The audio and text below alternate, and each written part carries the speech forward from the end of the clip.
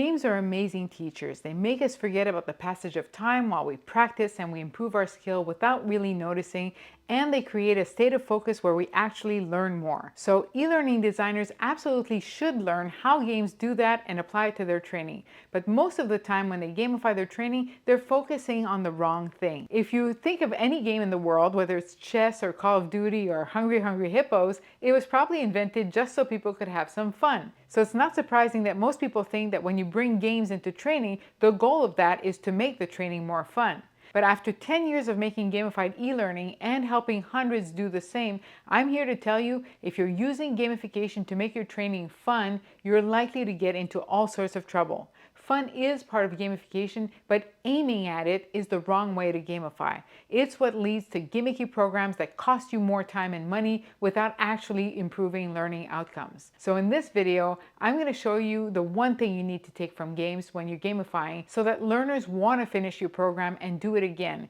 And you'll see why, if you use that ingredient, fun will naturally emerge out of it without you having to worry about injecting it in. And the best news is, this active ingredient of games is not the most complicated and costly, so using it instead of gimmicks will actually save you time and money. So let's dig in.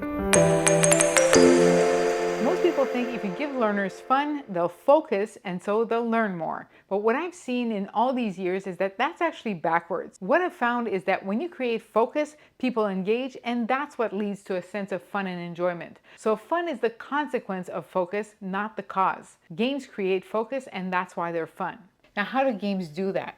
Well, in 2014, the American Psychological Association published an article that said, game designers are wizards of engagement. They've mastered the art of having people work towards meaningful goals, persevere in the face of multiple failures, and celebrate the rare moments of triumph after successfully completing challenging tasks. Notice that fun appears exactly 0 times here. We're talking about work, perseverance, failure, rare moments of triumph, challenging tasks. That's what games offer, challenging tasks. And yet we get addicted to them and we choose to do that work and undergo these multiple failures in our spare time. And if you have some dry content that you have to put your learners through, you have to use the same tactic as those game designers. That means you turn your content, whatever it is, into a series of relevant challenges. Remember, the goals have to be meaningful. So relevant challenges that the learners will want to work through and overcome. And to do that, the first thing you need to do is to break the teach then test model. Teach then test is what we typically have in e-learning, where the learners are passively receiving the content either by reading or watching a video or a lecture, and then they're asked to actually do something,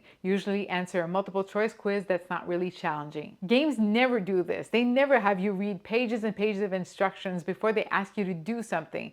They throw you into the action immediately right from the tutorial. They take whatever task you ultimately need to be able to do, like defeat the final boss, and they give you an easy, very forgiving version of it. Then they gradually increase the difficulty until you're a superstar and you didn't notice all the effort you put into getting there. That's the right way to gamify. And by the way, if you want to know how to do that, check out my program for e-learning designers. When you provide relevant challenges right from the start, of course the learner is immediately active and they have to engage. They can't tune out because you've given them something to do. The program is just not going to move forward until they've done it, not just kind of read it and clicked past it or watched it while thinking about something else. They have to do a thing and they have to do it well enough. And I've seen this time and again. That challenge is the source of fun. Fun comes from learners witnessing themselves solving one problem, then another, and feeling good and clever, and that's what makes them want to replay and even share it with others. Plus, when you break the teach then test model, they have to figure out your content for themselves using the little hints and the easy goals that you've put into the challenge. And because they're the ones figuring it out, that makes your content way more memorable. And it saves you time because whatever it is you want the learner to be able to accomplish as a result of your training,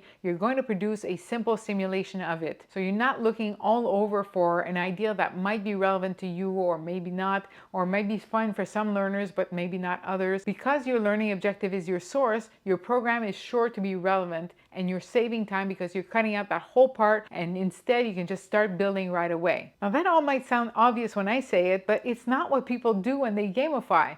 What they usually do is implement elements that do come from games but don't actually help the player upskill and engage. And those elements that they do take from games tend to cost a lot of money and time. For example, people who want to gamify often think that they need a story and characters and settings.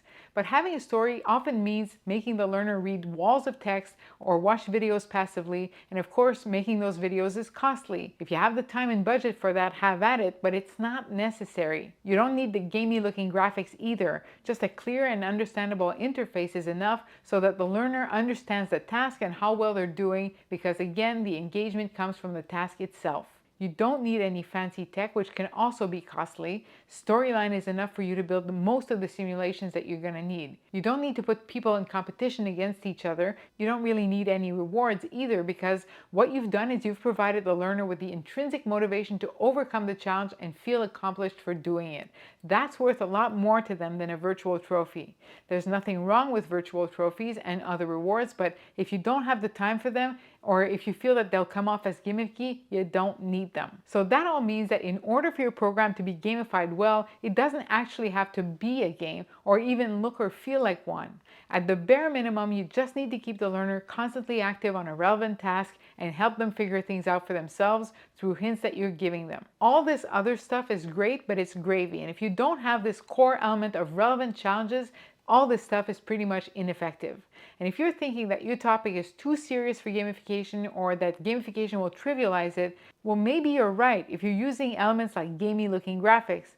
But seeing as this is all you need, your graphics can be very serious indeed. What games provide is just a ream of tactics to create those situations quickly so that we can learn from those multiple failures and build up skill without ever noticing or getting fatigued. So I hope this video encourages you to develop gamified programs without feeling like you need any of these expensive elements. You don't. I'm also hoping that by laser focusing on the essential elements of games, you create training that's extremely effective in very little time indeed. And if you want to know how to turn any content into a series of engaging challenges, then check out my program. The link to apply is in the description.